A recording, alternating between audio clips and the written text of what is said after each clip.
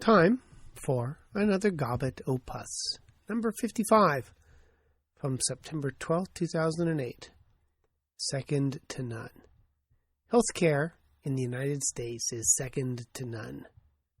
Probably because we are 29th. Quote, among 33 industrialized nations, the United States is tied with Hungary, Malta, Poland, and Slovakia, with a death rate of nearly 5 per 1,000 babies, according to a new report, end quote.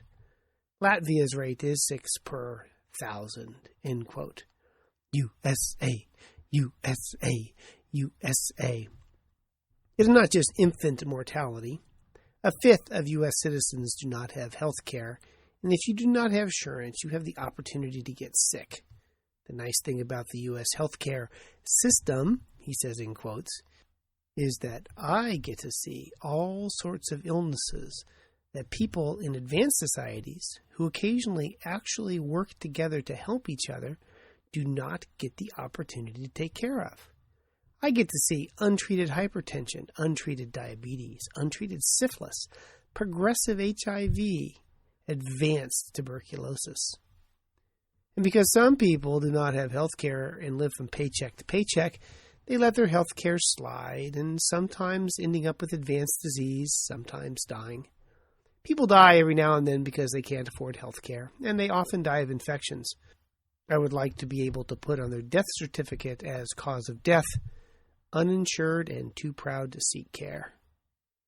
I don't have to travel back in time or go to a third world to see diseases that really should be of historical interest in an advanced society.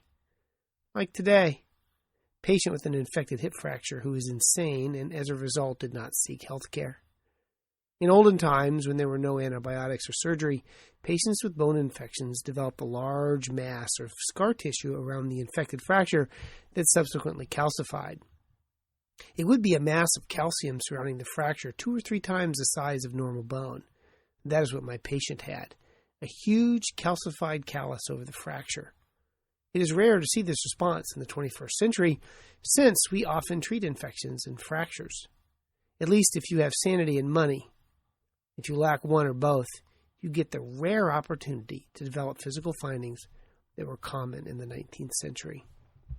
The big disappointment, by the way, of the latest healthcare debate, from my perspective, is that I was looking forward to the death panels. Work is a little slower with the advent of evidence-based infection control, and I needed something to fill my time and fill my wallet. I thought sitting on a death panel would be perfect, but unfortunately, that didn't pan out. The relevant reference for this podcast was www.lifescience.com health/AP060509/infantmortality.html. We'll see you next time for another Gobbet opus.